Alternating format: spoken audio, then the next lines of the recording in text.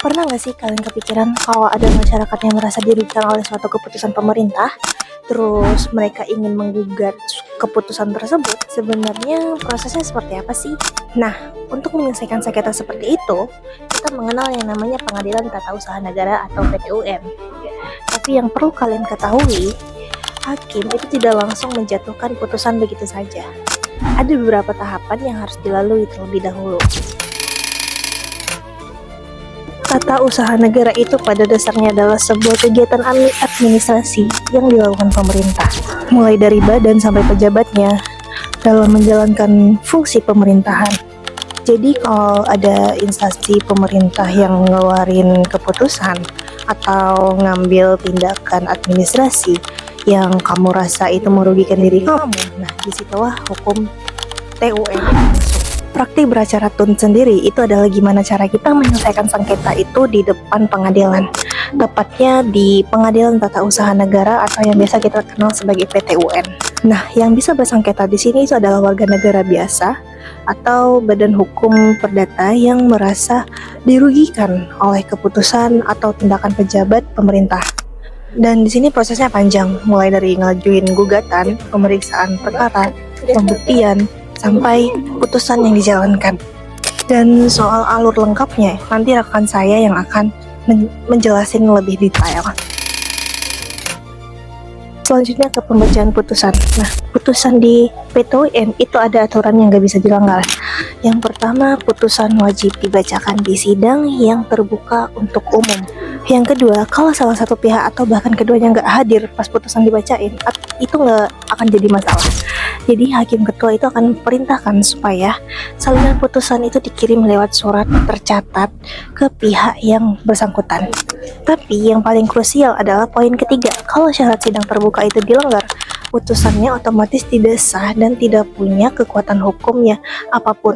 Percuma kan sidang berbulan-bulan, percuma hakim musyawarahnya lebar kalau cara bacain putusannya aja salah, hangus semuanya. Kemudian kita masuk pada tahap pertama, yaitu pemeriksaan pendahuluan. Pada tahap ini, gugatan akan diperiksa terlebih dahulu secara administrasi di kepaniteraan.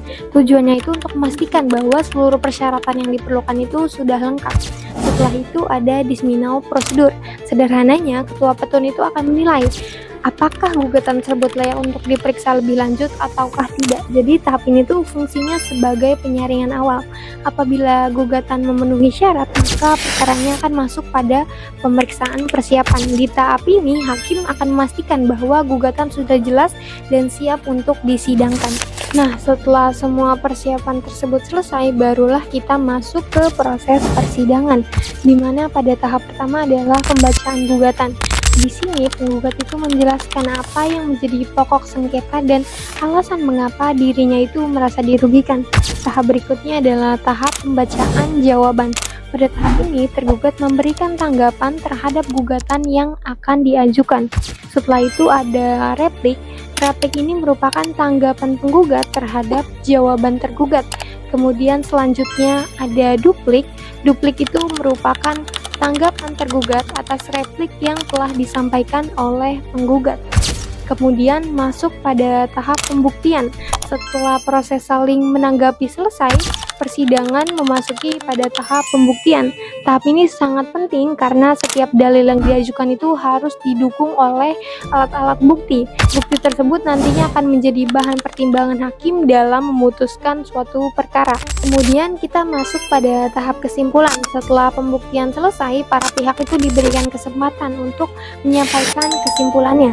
Kesimpulan itu berisi rangkuman seluruh fakta, bukti, dan argumentasi yang telah disampaikan selama persidangan. Kemudian tibalah pada tahap akhir, yaitu tahap putusan. Ini hakim menyampaikan hasil akhir pemeriksaan perkara. Lalu apa saja yang wajib ada dalam putusan petun? Yang pertama, putusan harus diawali dengan kepala putusan yang berbunyi demi keadilan berdasarkan ketuhanan yang Maha Esa. Kedua, putusan harus mencantumkan identitas para pihak yang bersengketa. Yang ketiga, harus terdapat ringkasan gugatan dan jawaban tergugat. Keempat, harus terdapat pertimbangan hakim terhadap bukti yang diajukan selama persidangan. Kemudian yang kelima, harus dicantumkan alasan hukum yang menjadi dasar pengambilan keputusan.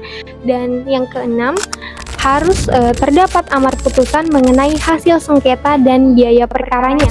Yang ketujuh, putusan harus memuat hari dan tanggal putusan, nama hakim, nama panitera, serta keterangan hadir atau tidak hadirnya para pihak.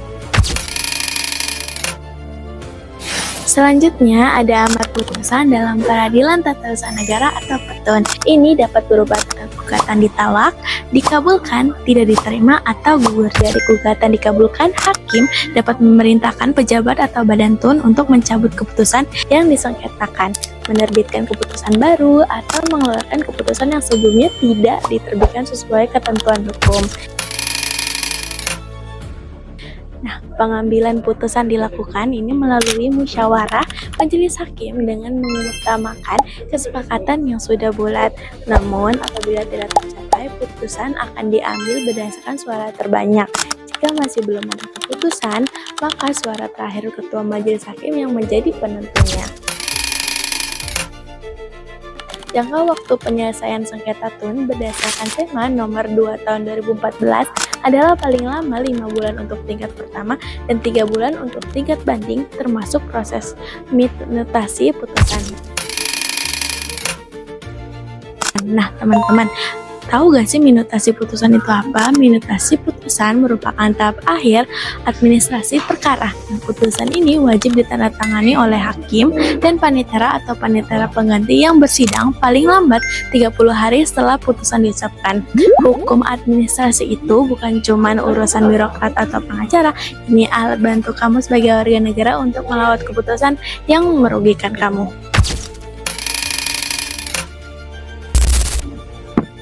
Oke, selanjutnya aku akan menjelaskan mengenai pelaksanaan putusan tersebut.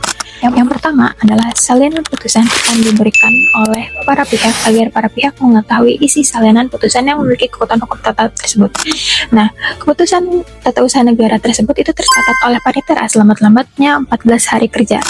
Nah, jika tergugat tidak melaksanakan kewajibannya seperti yang ada di putusan selamat-lambatnya 60 hari kerja, seperti dalam pasal 97 ayat 9 huruf A, maka otomatis kekuatan keputusan tata usaha negara tersebut itu tidak memiliki kekuatan hukum lagi.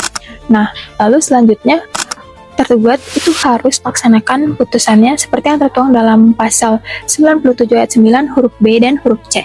Nah, jika selama 90 hari kerja itu tetap tidak melaksanakan putusannya atau kewajibannya, maka penggugat itu bisa meminta Ketua Pengadilan Tata Usaha Negara untuk segera memerintahkan tergugat agar melaksanakan kewajiban tersebut. Nah, dalam hal ini, jika pejabat yang bersangkutan itu tetap tidak melakukan kewajiban dari putusan tersebut, maka Pengadilan Tata Usaha Negara itu dapat meminta upaya paksa. Itu bisa berupa denda uang paksa atau sanksi administratif.